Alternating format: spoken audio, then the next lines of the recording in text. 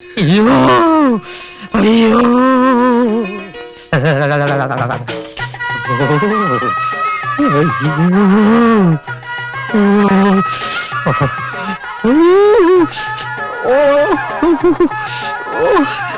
വൈദ്യരെ, മനുഷ്യ സ്നേഹമില്ലാത്ത മണിയം വൈദ്യരെ, എന്നെ ഒന്ന് മാന്തി പുറത്തെടുക്ക്.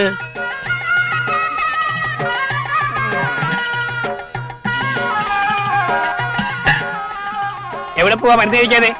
ചൂരിലെടുക്കണോ ഞാൻ? കുടിക്ക്. ആ ഇയാള് പേഷ്യന്റ് ആരാ? പേഷ്യന്റോ? ആ അപ്പൊ ഇതല്ലേ വൈദ്യര്? വൈദ്യരോ? ഞാനാ ഇവിടുത്തെ വൈദ്യര്. ഇവനെ വൈദ്യശാലയിൽ മരുന്നടിക്കാൻ നിന്നിരുന്നവനാ. ഇപ്പോ മരുന്ന് അടിച്ചടിച്ച് ഇതുപോലെ ആയിപ്പോയി. പോട്ടെ കൊണ്ട്. ആ ഇതാണ് പെലെ. പെലെയോ? കേട്ടിട്ടില്ലേ? ഫുട്ബോൾ രാജാവ് പെലെ. ഇപ്പൊ ഗോൾ പോസ്റ്റിൽ തലയിടിച്ച് ഇതുപോലെ ആയിപ്പോയി. പെലെ ആയില്ല. എടാ കഷായ പണ്ടാരമേ, കുഴിച്ചിട്ട് വെള്ളം ഒഴിക്കാൻ ഞാനെന്താണോ തെങ്ങിൻ തയ്യാണോ? ഇതാണ് ശിരോവസ്തി. തല വെസ്റ്റ് ചെയ്ത പേഷ്യന്റാ.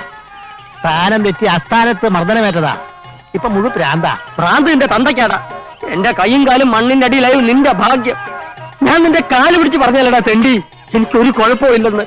മോനെ ഓമലക്കുട്ട, ഇപ്പൊ നിന്റെ തല പുറത്തുണ്ട്. ഞങ്ങളെയൊക്കെ കാണാം. ഇത് ശിരോവസ്തി. പോടാ, ഇനി നിന്റെ കാല് പുറത്താകും. ഞങ്ങളെ ഒന്നും കാണാൻ പറ്റൂല. അത് കാലോ അസ്ഥി.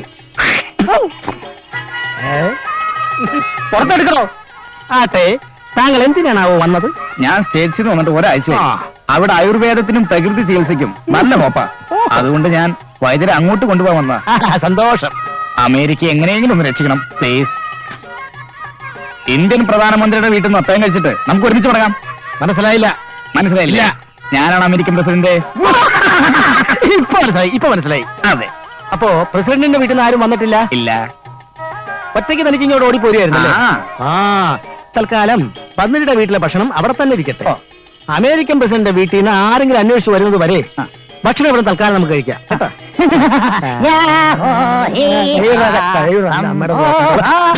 എറണാകുളം എറണാകുളം എറണാകുളം എറണാകുളം എറണാകുളം എറണാകുളം കോണ്ടസ്റ്റാ ക്ലാസിക്കിൽ ഒരു ലക്ഷറി ജർണി. എറണാകുളം ബസ് കയറി വന്നാൽ മതി. ഇതും കൂടെ എടുത്ത് അകത്ത് തന്നെയാ, ഇല്ലെങ്കിൽ എവിടെയെങ്കിലും അടിച്ചു നോക്ക്. എറണാകുളം എറണാകുളം. ചാക്ക് കയറ്റുമോ? ചാക്കൊക്കെ കയറ്റുന്ന പുറകിൽ സ്ഥലമുണ്ട്, അങ്ങോട്ടൊന്ന് കയറിക്കോ.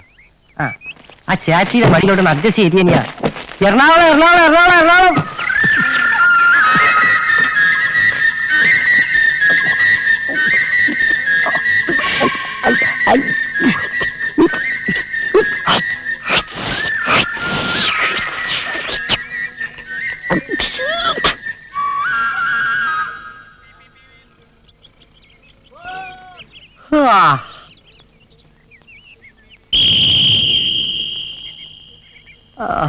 അയ്യോ നോക്കടാ, യുദ്ധഭൂമിയിൽ യോദ്ധാവിന്റെ തല മാത്രം അറ്റു കിടക്കുന്നു. നമുക്കേ ചവറുകൂട്ടിയിൽ കത്തിക്കാം. പറമ്പില്ലേ പകർത്താൻ പറയാതെ യോദ്ധാവിന്റെ ഉടല് മണ്ണിന്റെ അടി കൊണ്ടറാ. അയ്യോ നമുക്ക് പിന്നെ പൊക്കിയെടുക്കാം. വാ പിടിച്ചോ.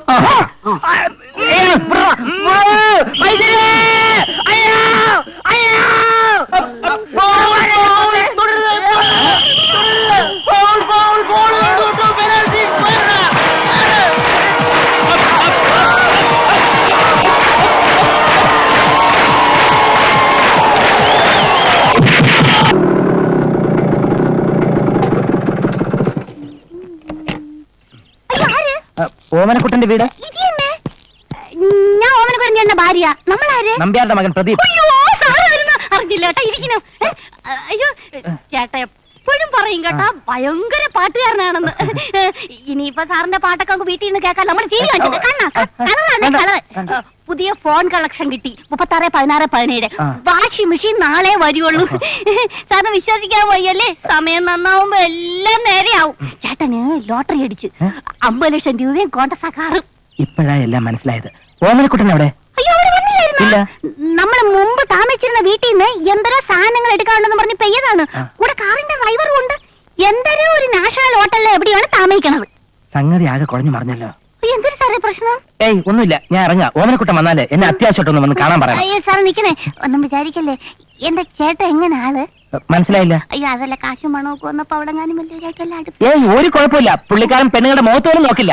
അല്ലെങ്കിൽ തന്നെ ഇത്രയും സുന്ദരിയായിട്ടുള്ള ഒരു ഭാര്യ ഉള്ളപ്പോ വേറെ പെണ്ണുങ്ങൾ മുഖത്ത് വെക്കേണ്ട കാര്യം എന്താ? താങ്ക്സ് കേട്ടോ. മണിയനീച്ച് എന്താ ഇതൊക്കെ? എടാ ഗോപാല, എന്നെ ഒന്ന് രക്ഷിക്കടാ, എനിക്ക് പ്രാന്തില്ലടാ. എടാ വൈദ്യരോട് പറയണ ചങ്ങനെ ഒന്ന് അയച്ചു തരാൻ. പ്രാന്തില്ലെങ്കിൽ പിന്നെ ഇങ്ങനെ കെട്ടിയിടോ? എത്ര ദിവസമായി ആഹാരം പോലില്ലാതെ ഞാൻ അലിയുന്നു. അവസാനം SI സാറാ പറഞ്ഞത് ഇവിടെ ഉണ്ടെന്ന്. എടാ കോപ്പെ, നിന്റെ ബുദ്ധി പ്രാവർത്തികമാക്കാൻ ശ്രമിച്ചപ്പോഴാണ്ടാ ഞാൻ ചങ്ങലയിലായത്.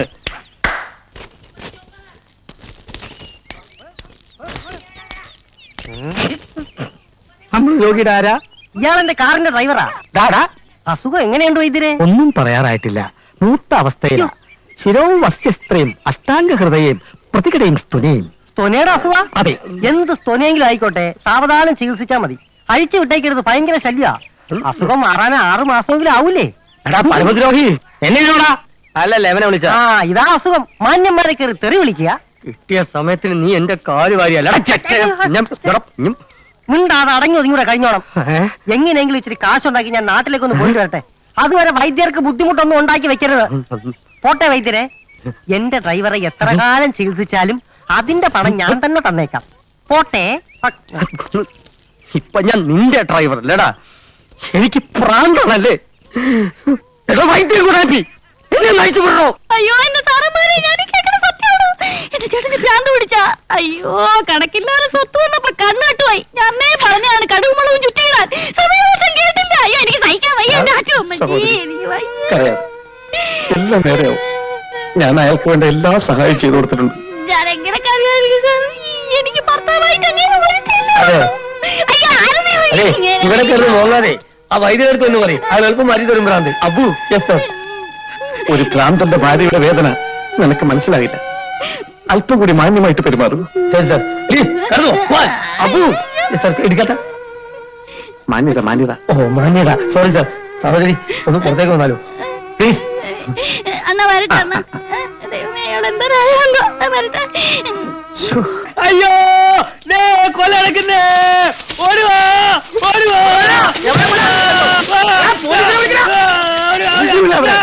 എവിടെ? കൊല നടക്കുന്നേ, കൊല നടക്കുന്നേ, കൊല നടക്കുന്നേ, കൊല നടക്കുന്നേ, കൊല നടക്കുന്നേ. അയ്യടക്കണ സാറേ, ഞാൻ പറയാം. കഴിഞ്ഞ വെള്ളിയാഴ്ച അങ്ങനെ ചടങ്ങോ? അങ്ങനെ സഞ്ചാരി അങ്ങനെ മരിച്ചുപോയി. സത്യം പറയാം, അങ്ങനെ ഇവിടെ പ്രാന്താശുപത്രിയാ. എന്തോടെ വന്നാൽ ഞാൻ കാണിച്ചു തരാം. ഇവിടെ അടുത്ത് തന്നെ. എനിക്ക് വണ്ടി എടുക്കാം.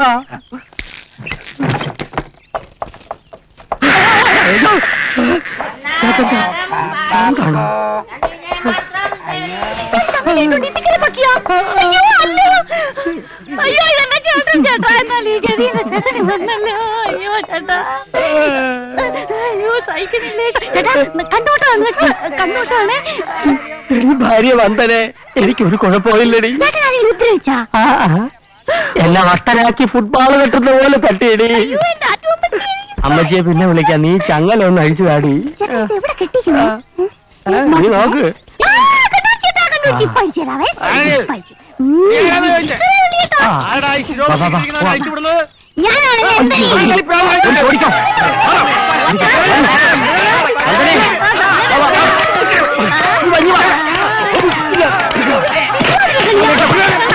നീ കളിയൊന്ന് നോക്കി.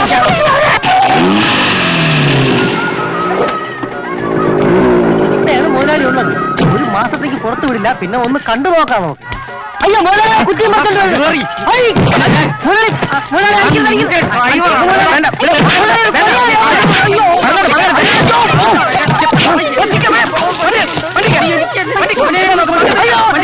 വളയം പിടിക്കട്ടാ.